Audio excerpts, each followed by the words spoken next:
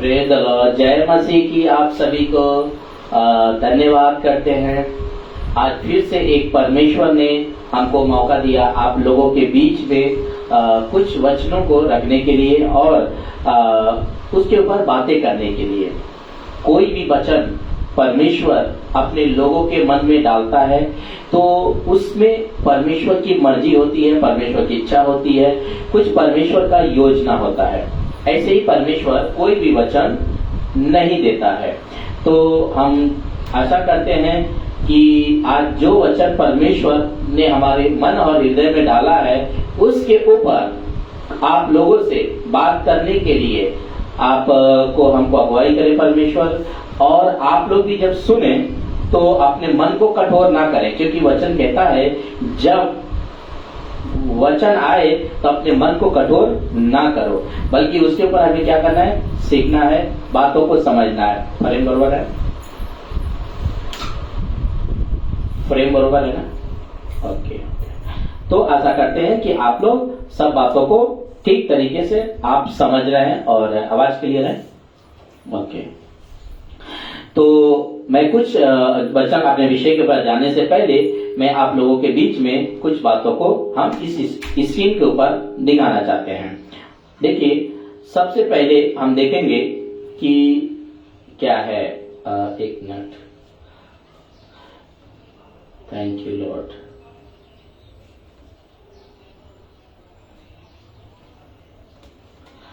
और जितने लोग हमारे वीडियो को देखते हैं उन सभी को हम प्रभु यीशु मसीह के नाम में स्वागत करते हैं आप सभी का। और जो लाइक करते हैं उन सभी को हम धन्यवाद भी देते हैं कि परमेश्वर उनको बहुत आशीष दे। और आप लोग सिर्फ देखें नहीं, वीडियो को शेयर भी करें ताकि हमें भी पता चले, और लाइक भी करें और कमेंट भी करें कि आप इससे कुछ सीख पाते हैं। ठीक है? और दूसरों तक भी पहुंचाएं, क्योंकि हमारा मकसद ही यही है, दूसरों तक पहुंचाना। ठीक है? तो देखिए, सबसे पहले स्क्रीन के ऊपर आप लोग देखिए दुर्गेश शर्मा का जो चैनल है, यानी YouTube का जो चैनल है वो दुर्गेश शर्मा के नाम से है। उसको आप सब्सक्राइब कर सकते हैं और आइकन बेल को प्रेस कर सकते, ताकि हम जो भी वीडियो डालते हैं वो उसका नोटिफिकेशन आप तक पहुंच सके। इसका एक ही मकसद होता है, परमेश्वर का वचन आप लोगों तक पहुंचाना, जो हम सीखते हैं। क्योंकि आपको पता होगा, रोमियो किताब 10वां अध्याय वचन 17 कहता है, मसीह का विश्वास सुनने से और मसीह का वचन सुनाने से होता है, आता है। तो हम यही करते हैं, जो पहले हम सीखते हैं फिर उसको हम सिखाते हैं। लिखा है उसके बाद फेसबुक का हमारा जो पेज है मसीह मंथन बैठक, उस पेज को भी आप जरूर फॉलो करें और उसको फॉलो करें ताकि हम जो भी वीडियो लाइव आते हैं उसका नोटिफिकेशन आप तक पहुंच सके। और मकसद हमारा एक ही होता है, परमेश्वर का नाम का महिमा हो, परमेश्वर का वचन जो परमेश्वर की मर्जी है। परमेश्वर की मर्जी क्या है, परमेश्वर की इच्छा क्या है? मत्ती 28:18 आप सभी जानते हैं कि परमेश्वर की मर्जी क्या है, परमेश्वर की इच्छा क्या है कि जाति जाति में तुम जाओ, सुसमाचार का प्रचार करो। ठीक है? तो आप लोगों को इसके ऊपर ध्यान रखना, आपको इस पर काम करना है। और देखिए, हमारा घर सभा भी होता है, बिहार ईस्ट में होता है। आप इसके बारे में ब्रदर दुर्गेश से आप कॉन्टेक्ट कर सकते हैं, संपर्क कर सकते हैं। स्क्रीन पे नंबर दिया हुआ है, तो आप जरूर चाहिए। अगर आप सही से देख रहे हैं, बिहार से देख रहे हैं या नाला सोपारा से देख रहे हैं या कहीं से देख रहे हैं, और आप अगर आना चाहते हैं हमारे सभा में, परमेश्वर का महिमा करना चाहते हैं, तो आप जरूर आए, क्योंकि वहाँ पर स्तुति भी होता है, आराधना भी होता है, वचन भी होता है। और उसका टाइमिंग है 2:30 बजे से लेकर 3:30 बजे तक। तो हम सब वहां पर इकट्ठे होते हैं। मंगलवार को सभा होता है, हम सब इकट्ठे होते हैं और परमेश्वर का नाम का महिमा करते हैं। तो अगर आप भी आना चाहते हैं, अगर आप दुख में हैं, तकलीफ में हैं, परमेश्वर के लोगों के साथ मिलकर आप भी प्रार्थना करना चाहते हैं क्योंकि प्रार्थना सिर्फ जीवित परमेश्वर से किया जाता है। किसी प्रकार की कोई चीज से अगर हम प्रार्थना करेंगे उसका कोई मतलब नहीं होता है। वो समझिए गूंगा आदमी जो बोलता है और उसके आवाज नहीं आता, बिल्कुल वैसा ही है। भजन संहिता 115:15 में लिखा हुआ है कि उनके पास कंठ है पर कोई आवाज उसमें नहीं है। तो सब कुछ सेम है लेकिन उसमें कोई आशीष नहीं है, क्योंकि उसमें आशीष देने, क्योंकि वो चीज है। तो आशा करता हूं कि आप लोग समझ चुके हैं। अब ये देखिए हमारा MMB कोलाबा चर्च, ये YWCA में होता है, 7:30 बजे का टाइमिंग है। इसका पूरा एड्रेस आप लोग देख लिए, ग्राउंड फ्लोर हॉल मुंबई, और यह है नियर रीगल सिनेमा के बाजू में है। और इसका जो इंफॉर्मेशन देने वाले हैं सुरेश ब्रदर हैं और उनका स्क्रीन पर नंबर दिया हुआ है। आप जरूर, अगर वहां से आप मुंबई वेस्टर्न लाइन से कहीं से भी आते हैं तो ये होता है संडे को शाम को 7:30 बजे होता है। अगर आप कहीं से भी आना चाहते हैं, जुड़ना चाहते हैं, ताकि हमें परमेश्वर का महिमा करना है, हमें परमेश्वर से प्रार्थना करना है, स्तुति आराधना करना है, तो आप जरूर MMB, जब हमने बोला तो MMB एक ऐसा प्लेटफॉर्म है जो खरी शिक्षा का प्लेटफॉर्म है। खरी शिक्षा किसको कहते हैं? जो यीशु की शिक्षा हो, चाहे यीशु की शिक्षा हो, पौलुस की शिक्षा हो, पतरस की शिक्षा हो, चाहे वह तीतुस की हो, टाइटस का हो या तिमोथी का हो, ये सारी शिक्षा को, योना का हो, याकूब का हो, ये सब शिक्षा हम लेकर के चलते हैं। अब ये देखिए MMB short term Bible college Mumbai में चलता है, ठीक है। और इसका ये जो चलाते हैं MMB बाइबल कॉलेज, इनका नाम है डैनियल राज। ये डैनियल राज पास्टर हैं, ये चलाते हैं बाइबल कॉलेज को, मुंबई में चलाते हैं। और हमने भी बाइबल कॉलेज करके आया है। और इनसे अगर आपको जुड़ना है, संपर्क करना है, या आपको बाइबल कॉलेज में जाना है, तो आप सुमन वेद से आप संपर्क कर सकते हैं। उनका नंबर भी हमने स्क्रीन के ऊपर डाला है। तो आप अगर कहीं से भी आप हैं, आप अगर प्रभु पर विश्वास करते हैं और आप बाइबल कॉलेज करना चाहते हैं, क्योंकि बाइबल कॉलेज करना कंपलसरी है, बहुत सटीक डैनियल पास्टर वहां पे सिखाते हैं और चार्जेस बहुत कम है। वहां उतना कम चार्जेस में कोई पास्टर आपको रहने का, खाने का बंदोबस्त करके इतना एकदम फैसिलिटी नहीं देगा, लेकिन वहां पे सब कुछ पास्टर डैनियल ने फैसिलिटी रखा है। और आप जाएं और जरूर वहां पर सुने। अब आता है डॉक्ट्रिन, जो मसीह मंथन मानता है और बाहर वाले नहीं मानता है, और जो बाहर वाले मानते हैं। तो सबसे पहले लिखा है पवित्र आत्मा अन्य भाषा। पवित्र आत्मा का जो अन्य भाषा है वो है ग्लोसा। ये ग्लोसा आपको कुछ लोग कहते हैं बाइबल में नहीं लिखा हुआ है, हम क्यों कहें, लेकिन आप जब ग्रीक बाइबल पढ़ोगे, क्योंकि जो बाइबल है हमारे पास, जो हिंदी है या तमिल है या मराठी है या इंग्लिश है या उर्दू है, ये सब न जो है ट्रांसलेट करके आया है। लेकिन ओरिजिनल जो बाइबल लिखी गई है वो ग्रीक और लैटिन में और हिब्रू में, 3 लैंग्वेज में लिखी गई है, और उसी में से ट्रांसलेट करके हमारे पास पहुंचा है। तो हमें अगर कुछ चीजें अगर चेक करना होता है तो हमें उसमें चेक करना चाहिए, ग्रीक में चेक करना चाहिए, ताकि वहां पर कॉन्सेप्ट क्लियर हो जाता है। तो ये वैसे ही ये जो बहुत बड़ा बाहर गड़बड़ी है, जो कुछ पास्टर बोलते रहते हैं और उनको भी नहीं समझ में आता है, और जो चर्च में लोग बैठे होते हैं उनको भी नहीं समझ में आता है कि पास्टर ने क्या बोल रहे हैं। बस उनको जो चर्च में भोले भाले लोग हैं, वो बेचारे जो वचन को नहीं जानते, वो बस ये जानते हैं कि इनके अंदर पवित्र आत्मा है, इसीलिए ये ऐसा शब्द बोलते हैं। कौन सा? आ रखा रखा रखा रखा, ये शाखा रखा, ऐसा बोलते हैं। तो जो चर्च के लोग होते हैं उनको लगता है कि हाँ, इनको पवित्र आत्मा ऐसा शब्द बुलवा रहा है, जबकि मैं आपसे यहां से कह दूं कि ऐसा कोई भी शब्द नहीं है। अगर आप पढ़ोगे 1 कुरिन्थियों 10वां अध्याय, माफ कीजिएगा 14 अध्याय 10 वचन, तो पौलुस कहते हैं कि जगत में कितना भी प्रकार की भाषाएं क्यों ना हो, उसका शब्द होता है। तो बिना शब्द का कोई भी लैंग्वेज नहीं है, और पवित्र आत्मा बेमतलब का कुछ भी गिफ्ट नहीं देते। अगर कोई भी गिफ्ट देते हैं तो आपका जो है कि कलीसिया की उन्नति के लिए देते हैं, और पर्सनल आपके लिए कोई भी नहीं है। आपका उन्नति ऐसे ही होगा, आप परमेश्वर का काम करेंगे, आपका उन्नति ऐसे हो। आप बाइबल पढ़िए, प्रार्थना करिए, आप ऐसी आपका उन्नति हो। आपका उन्नति होता है वचन से। अगर प्रेरितों की किताब उसका 20वां अध्याय और वचन 32 पढ़ोगे तो वहां पे लिखा आपका उन्नति जो होता है ना, वचन से होता है, वचन की शिक्षा से होता है, शिक्षा देने से होता है।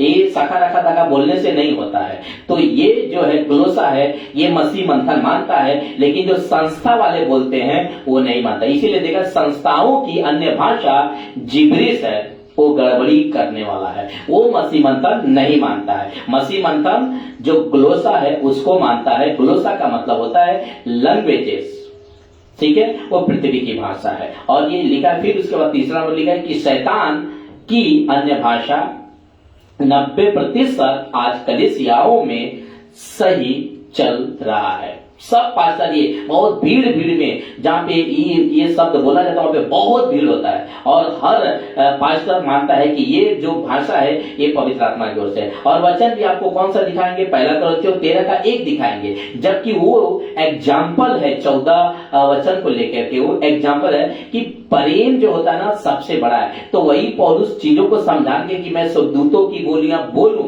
या मनुष्यों की बोलियां बोलूं, लेकिन अगर प्रेम न रखूं तो तुम ठनठनाती पीतल झंझारती हो, तुम झांझ हो। तो प्रेम को समझाने के लिए एक उदाहरण ले रहा है, एक शब्द ले रहा है पौलुस, और ये है एदी के ऊपर। ये कॉन्सेप्ट नहीं है, ये डॉक्ट्रिन नहीं है, ये कोई स्टेटमेंट नहीं है, ये चीजों को समझाने के लिए वो कुछ बोला, उदाहरण ले रहा है चीजों को।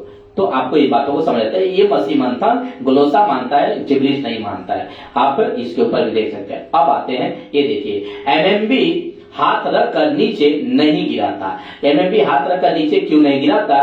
क्योंकि देखिए एक वचन है प्रेरितों का किताब 8वां अध्याय वचन 17 लिखा है, क्योंकि पवित्र आत्मा अब तक उनमें से किसी पर न उतरा था। उन्होंने तो केवल प्रभु यीशु के नाम पर बपतिस्मा लिया था, प्रभु यीशु के नाम पर बपतिस्मा लिया था, तब उन्होंने उन पर हाथ रखे और उन्हें पवित्र आत्मा मिला। तो यहाँ पर जब पतरस यूहन्ना गए थे फिलिपियों में, और वहां पर जब उन्होंने हाथ रखा तो उनके ऊपर पवित्र आत्मा मिला, लेकिन वो नीचे नहीं गिरे। आजकल हाथ रखते हैं और कलेसिया में लोग गिरते हैं भर नीचे, फिर उठते हैं, फिर हाथ रखते हैं, फिर गिरते हैं। तो ये कॉन्सेप्ट गलत है, क्योंकि पवित्र आत्मा आपको नीचे नहीं गिराता है। पवित्र आत्मा का काम ही है ऊपर उठाना। पवित्र आत्मा कोई आग नहीं है, पवित्र आत्मा कोई हवा नहीं है, पवित्र आत्मा परमेश्वर है। ये आपको समझना होगा। अब ये देखिए पौलुस को हाथ रखने का, प्रेरितों की किताब उसका 19 अध्याय वचन 6 में लिखा है, जब पौलुस ने उन पर हाथ रखे तो उन पर पवित्र आत्मा उतरा और वो भिन्न भिन्न भाषा बोलने और भविष्यवाणी करने लगे। तो ये लोग भी नीचे नहीं गिरे। ये वचन साफ क्लियर करता है कि ये लोग भी नीचे नहीं गिरे थे। अब देखिए एक और वचन है, लिखा है पवित्र आत्मा मांगने की शिक्षा नहीं देता। कौन? मसीह मंथन बैठक यानी एमएमबी चर्च कभी आपको पवित्र आत्मा मांगने की शिक्षा नहीं देता है। पवित्र आत्मा मांगने की शिक्षा नहीं देता है। ये आपको कौन से बातों को समझना होगा। आइए हम कुछ वचनों को देखते हैं कि पवित्र आत्मा मांगने की शिक्षा नहीं देता है। एक मिनट, ठीक है। पवित्र आत्मा मांगने की शिक्षा मसीह मंथन जो है नहीं देता है। अब हम देखते हैं इसका वचन कहाँ है। देखिए इफिसियों किताब 1 अध्याय वचन 13 लिखा है, और उसी में तुम पर पवित्र आत्मा और उसी में तुम पर भी, जब तुमने सत्य का वचन सुना और जो तुम्हारे उद्धार का सुसमाचार है और जिस पर तुमने विश्वास किया, पवित्र आत्मा की दी हुई पवित्र आत्मा की छाप लगी। यानी जब आपने सत्य का वचन सुना और सत्य के वचन पर विश्वास किया, तो जो परमेश्वर पिता ने ओएल की किताब 2 अध्याय वचन 28 में प्रतिज्ञा किया था, वो वचन आपका पूरा हो जाता है। यहाँ पर कब? जब आप विश्वास करते हैं, उसी दिन आपको पवित्र आत्मा का छाप लग जाता है। अब इसको पढ़िए, ये इफिसियों 4:30 है, परमेश्वर के पवित्र आत्मा को शौकित मत करो जिसे तुम पर छुटकारे के दिन के लिए छाप दी गई है। तो आपको ये छुटकारे के दिन के लिए छाप आपको मिल जाती है उसी दिन। अब इसको पढ़ते हैं। एमएमबी आपका उद्धार हो जाने के बाद प्रभु भोज से दूर नहीं रखता है। एमएमबी ऐसा चर्च है जो आपको उद्धार, जिस दिन आपने यीशु को, रोमियो 10:9 में, जैसे आपने यीशु को जबान से कबूल किया और विश्वास किया कि यीशु प्रभु है और वो मरा और जी उठा, उसी दिन आपका उद्धार हो जाता है। और आपका उद्धार हो जाने के बाद प्रभु भोज से दूर नहीं करता। बपतिस्मा आपको लेना है। मैं वापस कहता हूं, बपतिस्मा मसीह मंथन मानता है, बपतिस्मा लेना है, लेकिन आपको प्रभु भोज से दूर नहीं रखता है, क्योंकि यूहन्ना 1:12 कहता है जितनों ने उस पर विश्वास किया उसका बेटा बेटी बने। तो अगर परमेश्वर उसको अपना बेटा बना लेता है तो भला कोई पास्टर उसको उस प्रभु के मेज से दूर कैसे रख सकता है। और अगर कोई कहता है कि ये बपतिस्मा लेगा तब ये पवित्र बन गया, तो क्या गारंटी है कि बपतिस्मा लेने के बाद वो प्रभु में बना रहेगा। बहुत सारे हमने विश्वासी को देखा कि बपतिस्मा लेने के बाद वो संसार में चले जाते हैं और यहाँ तक कि मूर्ति पूजा तक करने लगते हैं। तो कौन सा पास्टर ऐसा गारंटी ले सकता है। तो इसलिए उन्होंने जैसे विश्वास किया, अब उस दिन से लेकर के और मरण तक उनका जीवन का हिसाब प्रभु के सामने उन्हीं को देना है, किसी पास्टर को नहीं देना है। तो प्लीज मैं इन डॉक्ट्रिन को मैं मानता हूं कि जब उद्धार हो जाता है तो आपको प्रभु भोज ले सकते हैं, लेकिन बपतिस्मा भी लेना है। ऐसा नहीं कि बपतिस्मा लेना ही नहीं है, बपतिस्मा भी लेना है, लेकिन आपको जीवन अगर सही है, आप अगर प्रभु का वचन के मुताबिक आप जी रहे हैं, तो आपको प्रभु भोज भी आप ले सकते हैं। ये मसीह मंदिर मानता है। उसका वचन देखिए क्या लिखा है, रोमियो 16:16 में लिखा है, जो विश्वास करे और बपतिस्मा ले उसी का उद्धार होगा। तो विश्वास पहले है और बपतिस्मा बाद है। तो हाईलाइट है विश्वास के। अगर आप फिलिपियो और उसका 2:8 भी पढ़ोगे तो आपका उद्धार विश्वास के द्वारा और अनुग्रह से आपका उद्धार हुआ है। तो जब आपने विश्वास किया तो परमेश्वर का अनुग्रह हुआ और आपका उद्धार हुआ। तो विश्वास पहले है, उसके बाद बपतिस्मा है। फिर लिखा है विश्वास न करो वह दोषी ठहरेगा, जो विश्वास नहीं करेगा वह दोषी ठहरेगा। ठीक है, ये देखिए, परंतु जितनों ने उसे ग्रहण किया उसने उन्हें परमेश्वर के संतान होने का अधिकार दिया, अर्थात उन्हें जो उसके नाम पर विश्वास करते हैं। यहाँ पर भी परमेश्वर संतान आप कब बनते हैं, जब आप विश्वास करते हैं। ऐसा नहीं लिखा है कि बपतिस्मा लोगे तब आप परमेश्वर का संतान बनोगे, लिखा है विश्वास किया और आप परमेश्वर का संतान बन जाते हो। तो आप आशा करता हूं कि आप यहाँ तक समझ गए। यहाँ हमारे अनाउंसमेंट था, ये खत्म होता है। अब हम अपने टॉपिक पर, आज हम विषय पर आते हैं। लिखा है आज का विषय है, क्या आपने प्रभु के पीछे चलने से पहले बैठकर क्या अपना खर्च जोड़ा कि मैं प्रभु के पीछे चल पाऊंगा या नहीं। मतलब ये वचन, ये बातों को हम रखने से पहले इसका वचन ये है, देखिए इसका वचन है कौन सा, लूका 14:28। तुम में से कौन है कि घर बनाना चाहता हो और पहले बैठकर खर्च न जोड़े कि पूरा करने की सामर्थ्य मेरे पास है कि नहीं। मतलब एक व्यक्ति होता है और वो घर बनाने चलता है। उदाहरण के तौर पे एक घर बनाने के लिए पकड़ लीजिए कि मनुष्य घर बनाने के लिए चलता है, और अगर वो पूरा घर बना नहीं पाया और पूरा जाकर ढिढोरा पीट देता है कि मैं घर बनाने जा रहा हूं, मैं घर बनाने जा रहा हूं, और वो पूरा ढिढोरा पीट देता है और फिर बाद में वो घर नहीं बना पाता है, तो क्या बनेगा, वो ठट्टा करने वाला बन जाएगा, वो मजाक का पात्र बन जाएगा।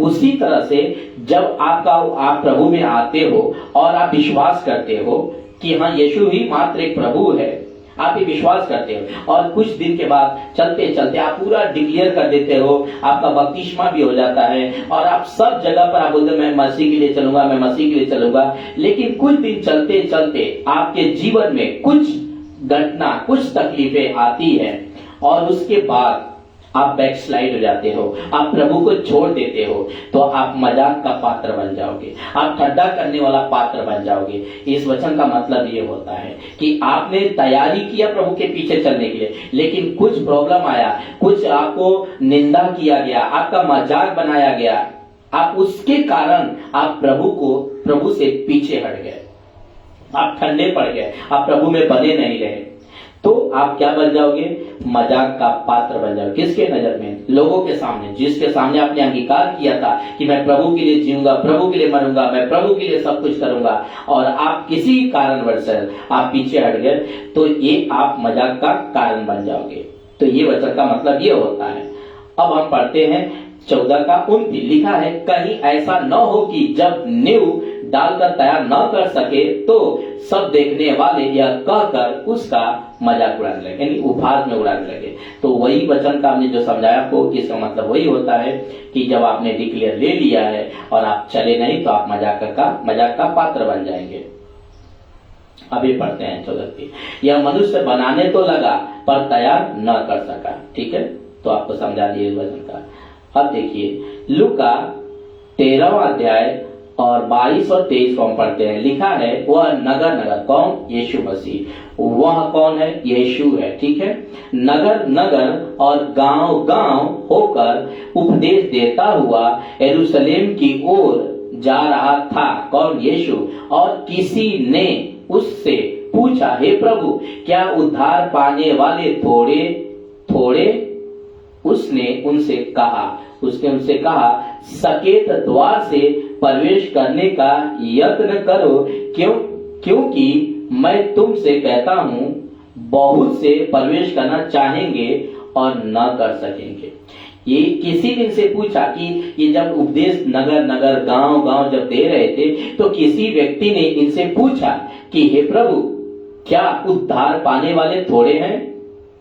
यीशु ने यहां पर कहा कि सकेत द्वार से प्रवेश करने का यत्न करो। बहुत सारे ऐसे होंगे जो प्रवेश करना चाहेंगे लेकिन नहीं कर पाएंगे। मतलब यह है कि आप प्रभु में आए, प्रभु के पीछे चले, लेकिन आप नहीं चल पाए। क्यों? क्योंकि आपने खर्च नहीं जोड़ा था ना, क्योंकि आपने नहीं जाना था ये बात को ना कि हमारे यीशु के कारण हमारी निंदा की जाएगी, यीशु के कारण हमको सताया जाएगा, हमको कहीं मारा भी जा सकता है, तकलीफ दिया को गाली भी दिया जा सकता है, हमारी निंदा भी की जा सकती है। आपने ये सब का खर्च नहीं जोड़ा था ना बैठ करके, और इसी कारण आप मसीह के पीछे चलने से आप क्या हो गया? आप पीछे हट गए, इसलिए आप प्रवेश नहीं कर सके। कहां? अनंत काल जीवन में, स्वर्ग में। क्योंकि वह यीशु ने खुद कहा है, मुझे रेफरेंस नहीं याद आ रहा है लेकिन मैं आपको बता देता हूं कि कोई मनुष्य अगर अपना हाथ हल पर रखकर अगर वो पीछे की ओर देखता है तो वो मेरा चेला नहीं हो सकता है। इसका मतलब है आप यीशु में आए, आप बोले मैं प्रचार करूंगा, मैं यीशु का राज्य को फैलाऊंगा, मैं बढ़ाऊंगा, लेकिन आप क्या हुआ? बैक स्लाइड हो गए, आप पीछे मुड़कर चले गए। तो जो पीछे मुड़कर चला जाता है वो कभी यीशु का चेला नहीं है। अगर यीशु का चेला आपको बनना है तो आपको आगे की ओर चलना है, आपको सकेत द्वार से प्रवेश करना है। आपको ये सोचना यहाँ पर ना चौड़ा मार्ग नहीं मिलेगा, आपको इसमें आनंद नहीं मिलेगा। मसीह का जीवन कोई आनंद का जीवन नहीं है, मसीह का जीवन एक सकरा मार्ग है, अनंत काल का जीवन है। इसमें चलने से, इस सकरा मार्ग में चलने से आपको जीवन मिल सकता है, ये गारंटी मैं देता हूं, ये कंफर्म करता हूं इस वचन के मुताबिक। लेकिन आप अगर चाहेंगे कि मैं चौड़ा मार्ग पे चलूं, मैं इस दुनिया में उनको भी खुश करूं, मतलब बाहर वाले को भी खुश करूं और यीशु को भी खुश करूं, तो ये नामुमकिन है, ये आपसे नहीं हो सकता। क्योंकि ये हो ही नहीं सकता कि कोई एक व्यक्ति दो मनुष्य को खुश करे। एक मनुष्य एक ही मनुष्य को खुश कर सकता है, या तो परमेश्वर को या तो संसार वाले को। तो आप जब मसीह में आए हैं तो विश्वासी भाई बहन, मैं आप लोगों से कहना चाहता हूं, जो यीशु पर विश्वास करते हैं, उन लोगों से कहना चाहता हूं कि आप कभी भी यीशु के पीछे चलते हैं तो आप किसी मनुष्य को ना देखें, आप यीशु को देखें। या जब कहीं प्रचार करते हैं तो आप मनुष्य को ना देख करके प्रचार करें, आप परमेश्वर को देख करके प्रचार करें कि परमेश्वर हमारा देख रहा है, हमारे परिश्रम को देख रहा है, हमारे कामों को देख रहा है। वो परमेश्वर आपका सहायता करेगा। आप मनुष्य को देखकर प्रचार करेंगे, मनुष्य के हिसाब से प्रचार करेंगे तो कभी आपका जो है कि सफलता नहीं मिलेगी।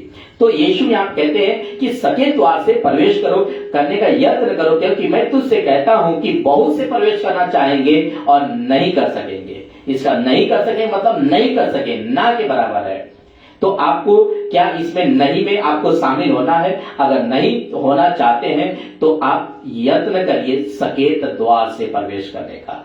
सकेत द्वार क्या है? वो आपका प्रॉब्लम है, आपका दिक्कत है, आपका सताव है, आपका निंदा है, आपका मजाक बनाया जाना है, ये सब कुछ आपके साथ किया जाएगा। अगर उन लोगों ने यीशु के साथ पहली सदी की कलीसिया में किया, यीशु के साथ किया, पतरस के साथ किया, यूहन्ना के साथ किया, याकूब के साथ किया, पौलुस के साथ किया, तो आपके साथ भी किया जाएगा। तो इसके लिए इसकी तैयारी करें, इसका खर्च जोड़े कि मैं मसीह के पीछे चल पाऊंगा कि नहीं चल पाऊंगा। तो अब आते हैं, ये वचन पढ़ते हैं।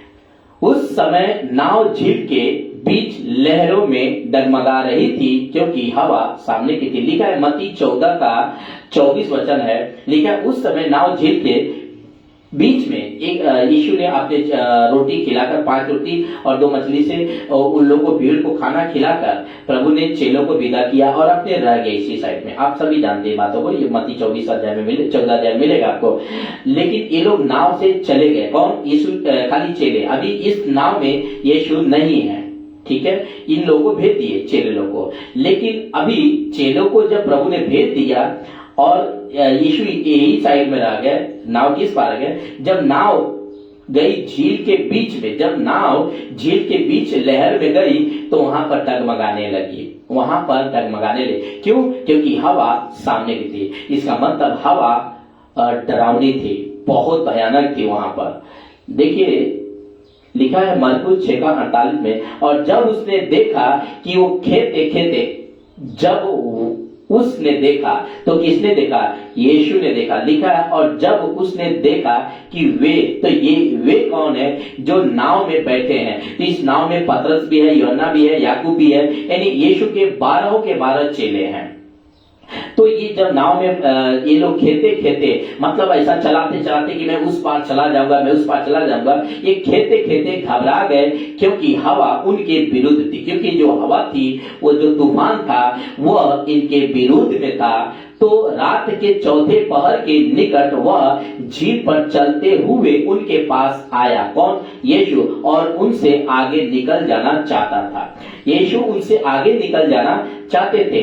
और हवा किसके विरुद्ध थी? चेलों के विरुद्ध थी। लेकिन वचन कहता है कि वो आगे निकल जाना चाहता था। और ये लिखा है ऊपर के लाइन में कि वो खेते खेते क्या हुआ? घबरा गए। लिखा है तब वे उसे नाव पर चढ़ा लेने के लिए तैयार हुए।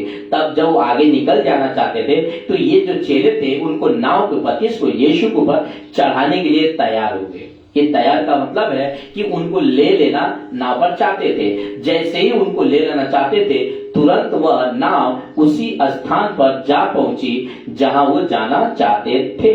इसका मतलब है कि यीशु टाइम पास वालों के साथ वो नहीं रहना चाहता है। वो जब लिखा है वचन, वो आगे बढ़ जाना चाहता था। देखिए वचन में हम दिखा देते हैं आपको कि वो आगे बढ़ जाना चाहता था।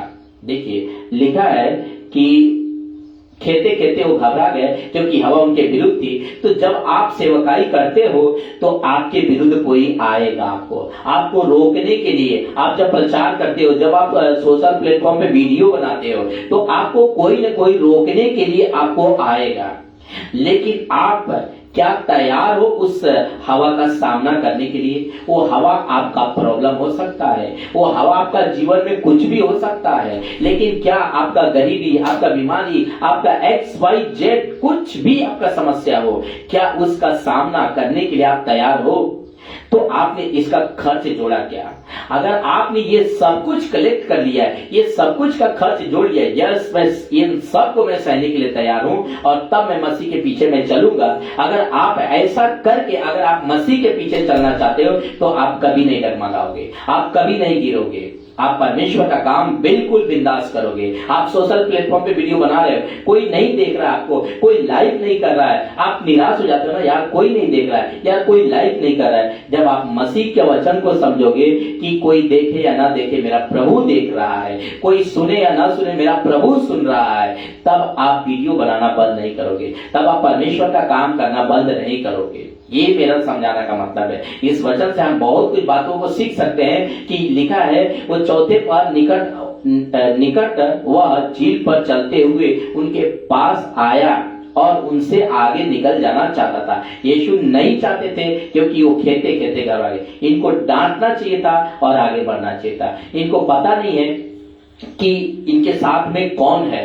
आकाश और पृथ्वी को बनाने वाला परमेश्वर है। उसी तरह आज के मसीह लोग भी आजकल कुछ प्रॉब्लम आता है, डर जाते हैं, कोई इनको धमकाता है, वो डर जाते हैं, वो ये भूल जाते हैं कि हमारे साथ वो खुदा है जो आकाश और पृथ्वी को बनाया है। वो हमारे साथ वो कहता है तुम मनुष्य से, उन मनुष्य से न डरो जो तुम्हारे शरीर को घात करते हैं। परमेश्वर का वचन ये कहता है तुम उनसे डरो जो शरीर और आत्मा दोनों को नरक में डाल सकता है। तो उसी से हमें डरना है, परमेश्वर से हमें डरना है। हमें मनुष्य से डर के कोई हमको लाभ होने वाला नहीं है। तो डरपोक हो गए। और प्रकाशित वाक्य में अगर आप पढ़ोगे तो लिखा है वहां पे कि डरपोक स्वर्ग के राज्य के वारिस नहीं होंगे। तो हमें डरपोक नहीं बनना है। हमारा परमेश्वर बब्बर शेर है और हम उसके बेटा बेटी हैं, तो हमें डर नहीं रखना चाहिए, क्योंकि अगर हम डरते हैं तो यीशु हमें पसंद नहीं करता है। क्योंकि बाइबल में 365 बार कम से कम लिखा गया है, मत डरो मत डरो मत डरो मत डरो, कम से कम 365 बार अगर आप पढ़ेंगे ऐसा लिखा हुआ है। झील पर चलते हुए उनके पास आया और उनसे आगे निकल जाना चाहता, क्योंकि वचन लिखा है वो चाहता था। तब वो उसे नाव पर चला लेने के लिए तैयार हुए और तुरंत वह नाव उसी स्थान पर पहुंची जहां वो जाना चाहते थे। जैसे आए वही पहुंच गए, और यीशु के बिना हम कुछ नहीं कर सकते। क्योंकि आप पढ़ोगे यूहन्ना किताब 15वां अध्याय वचन 5 में यीशु साहब कहते हैं, मैं क्या हूँ? दाखलता हूँ। तुम क्या हो? दाढ़ी हो। और कोई भी दाढ़ी मुझसे अलग होकर के तुम कुछ भी नहीं कर पाओगे। अगर कोई यीशु को साइड में रख देता है और अपने ताकत से, अपने बुद्धि से अगर वो काम करना चाहता है, तो वो कभी फल नहीं ला सकता है, वो कभी फल भी नहीं सकता, वो कभी परमेश्वर के साथ में एक संगति नहीं हो सकता है, मिला हुआ नहीं रह सकता है। क्योंकि वचन साफ कहता है कि यूहन्ना 15:5 कि तुम मुझसे अलग होकर कुछ नहीं कर सकते। तुम दाढ़ी हो, मैं दाखलता हूं। दाखलता यीशु है, दाढ़ी आप लोग हैं जो आप विश्वास करते हैं यीशु मसीह पर। तो जितने आप दाढ़ी हैं, आप यीशु के साथ बने रहें, कनेक्टेड रहें, आप भर में नहीं, अपना खर्च जोड़े, चाहे कुछ भी होगा। मैं यहाँ बात पैसों की नहीं हो रही, यहाँ बात सिर्फ आपके जीवन की हो रही है। प्रभु आपके जीवन के बारे में पूछता है कि आप चल पाओगे क्या, आपने बैठकर खर्च जोड़ा क्या। आप जोड़िए, फिर आपको ना पास्टर का मुंह देखना पड़ेगा, ना किसी का मुंह देखना है। आप जैसी संडे आएगा आप संगति में जाओगे, जैसे घर सभा का दिन आएगा आप उसमें जाओगे, आप दूसरों को वचन सुनाओगे, मसीह के बारे में पढ़ाई करोगे, ये आपके अंदर आ जाएगा। तब हर बातें आपके अंदर आ जाएगा। इसको पढ़िए, यूहन्ना 15:5, यही मैंने लिखा था, क्योंकि मुझसे अलग होकर तुम कुछ भी नहीं कर सकते हो। तुम मुझसे अलग होकर कुछ भी नहीं। ये देखिए, इसका मतलब है, ये हमारा लास्ट है, इसका मतलब है कि प्रभु यीशु मसीह किसी के साथ टाइम पास नहीं करता। हमारा प्रभु यीशु मसीह किसी के साथ में टाइम पास नहीं करता है। इसका मतलब यही है कि हमारा प्रभु यीशु मसीह किसी के साथ टाइम पास नहीं करता है। हमारा प्रभु यीशु मसीह उन्हीं के साथ को रहता है जो उसके साथ में रहकर काम करते हैं। देखिए, क्योंकि मुझसे अलग होकर तुम कुछ भी नहीं कर सकते। इन लोगों ने जैसे यीशु को तैयार हुआ नाव पर चढ़ाने के लिए, तुरंत वो नाव उस पार पहुंच गया। अगर आप कोई भी सेवकाई करना चाहते हैं, कोई भी आप परमेश्वर का काम करना चाहते हैं, पहला स्थान परमेश्वर को दें। किसी प्रकार का, कोई भी प्रकार का परमेश्वर के कामों में आप लालच ना रखें। ये बाइबल साफ कहती है कि दो स्वामी की आप सेवा नहीं कर सकते। एक है वो परमेश्वर और दूसरे को स्वामी बोला गया है बाइबल पैसे को लेकर के, तो पैसों को भी लेकर स्वामी बोला गया। तो आप याद रखें, आप पैसा और परमेश्वर दोनों का सेवकाई नहीं कर सकते हैं। परमेश्वर का वचन कहता है मत्ती 10:8 में आप लिखोगे, फ्री में मिला है और फ्री में दो।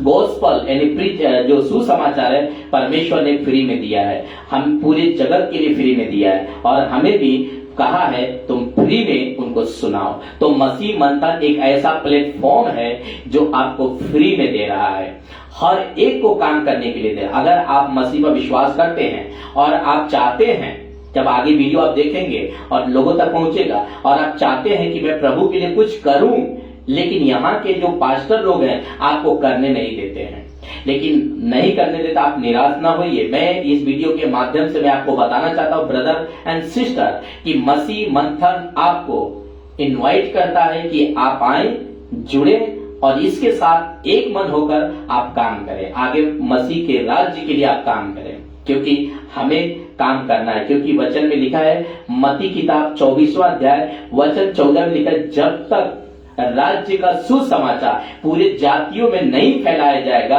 तब तक क्या नहीं आएगा, अंत नहीं आएगा, मतलब मसीह नहीं आएगा। वो मसीह को अगर लाना है, प्रभु को लाना है, तो एक ही काम है कि आपको सुसमाचार का प्रचार हर जाति तक पहुंचाना है। तो एक सबसे बड़ा बढ़िया प्लेटफॉर्म है सोशल प्लेटफॉर्म। इस सोशल प्लेटफॉर्म से आप लोग रील देखते हो, आप लोग रील देखते हैं, फालतू का वीडियो देखते हैं, उससे आपका आत्मा का कोई फायदा नहीं होता है। आप उसके ऊपर जो आपको वचन बाइबल पढ़ते हैं, आप अपने फेसबुक ऊपर आप बात कर सकते हैं, आप अपना चैनल बनाकर उसके ऊपर डाल सकते हैं, जैसा मैं करता हूं।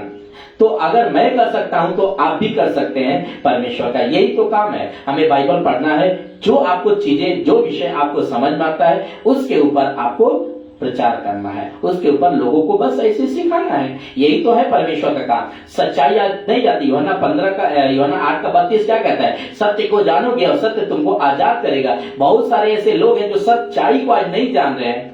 कोई पत्थर, कोई लकड़ी, कोई कुछ ईश्वर बना करके बैठा है। कोई सूरज को, कोई चांद को, कोई पृथ्वी को ईश्वर बना करके बैठा है। तो उसको पूजने से हम परमेश्वर को नहीं नजदीक पहुंच सकते ना, क्योंकि अगर हमें किसी के घर पर जाना है तो पहले उसको जानना इसी पृथ्वी पर जरूरी है। तो परमेश्वर को अगर आप जब तक इस पृथ्वी पर नहीं जानेंगे, आपका स्वर्ग का जीवन नहीं मिल सकता है। तो हम आशा करते हैं कि आपने इस वीडियो से बहुत सारी बातों को आप लोगों ने सीख पाया है, और आप इस वीडियो को अपने तक ना रखें, जरूर दूसरे तक पहुंचाएं, दूसरों तक शेयर करें, ताकि उनका भी जीवन बचे। आपका जीवन बचा है, उनका भी जीवन बचे। मैं यही काम करता हूं कि मेरा जीवन बचा है, दूसरों का जीवन बचे। मैं यही पूरे प्रयास में रहता हूं, और बाकी सब परमेश्वर का महिमा हो। आपको जितना समझ में आता आप काम करें परमेश्वर के लिए। Bye God bless you. परमेश्वर बहुत बहुत आपको आशीष दे। और जितने लोग ने वीडियो को देखा है, प्लीज आप कमेंट भी करें, शेयर भी करें, लाइक भी करें, और इस वीडियो को ज्यादा से ज्यादा लोगों तक पहुंचाएं, ताकि उनके पास भी खरी शिक्षा पहुंच सके। ओके, तो हम यहाँ पर चाहते हैं, आप लोगों से इस वीडियो से अलविदा होना चाहते हैं, यानी हम भी वीडियो को यहाँ पर बंद करना चाहते हैं। अब यहाँ पर तो आशा करते हैं कि आप लोगों ने जो भी वीडियो को देखा है, जो लोग ने लाइव देखा, जो लाइव के बाद देखेंगे, सब लोग परमेश्वर उनको आशीष दे। और ऐसे हम वीडियो लाते हैं तो आप लोग जरूर देखें और दूसरों तक शेयर करें, लाइक करें, ताकि परमेश्वर का महिमा ऐसे होता रहे। ठीक है, तो अभी हम यहाँ पर वीडियो को खत्म करना चाहते हैं आप लोगों के सामने। Okay, bye God bless you. परमेश्वर आप लोगों को आशीष दे।